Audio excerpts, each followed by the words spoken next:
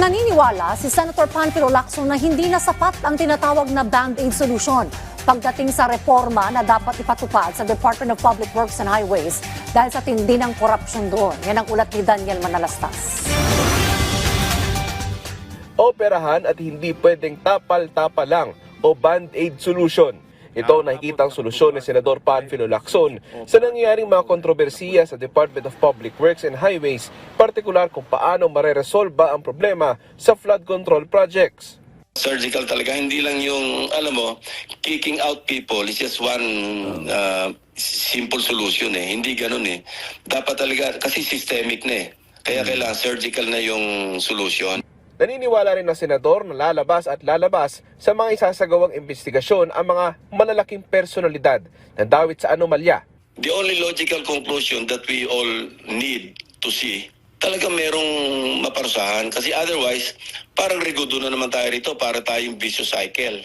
Na pagkatapos ng ingay, tahimik na naman, andyan na naman ulit. At hinggil sa posibleng zero budget sa flood control, kung hindi maayos ang sistema, dapat daw itong pag-aralang mabuti. Pero kinakailangan daw ng master plan ng kagawaran.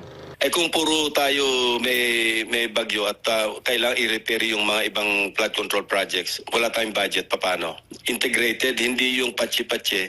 At pinaubayan nilang masyado yung discretion sa mga district engineers na talagang compromise na because most of the district engineers nilabihan ng mga congressmen para ma-appoint as district engineer Para naman kay Senador Bam Aquino, panahon na para sa ibang strategiya at subukan ng mga Filipino scientist at iba pang eksperto para masolusyonan ang flood control. Tiyak daw na marami silang maiaambag na solusyon. Para naman kay Senador Erwin Tulfo, kasuhan na ng Department of Justice ang mga contractors at opisyales ng DPWH, pati na ang ilang politiko na nagsabwatan umano sa ghost at substandard flood control projects. Sa ngayon, kinumpirma ni Senador Rodante Marcoleta na sa September 1 nila itutuloy ang pagdinig ng Senate Blue Ribbon Committee hinggil sa mga palpak umano na flood control projects. Kinumpirma naman ni Senate President Francis Escudero na pirmado na niya ang sabina ng komite na layong ipatawag ang mga kontraktor na hindi sumipot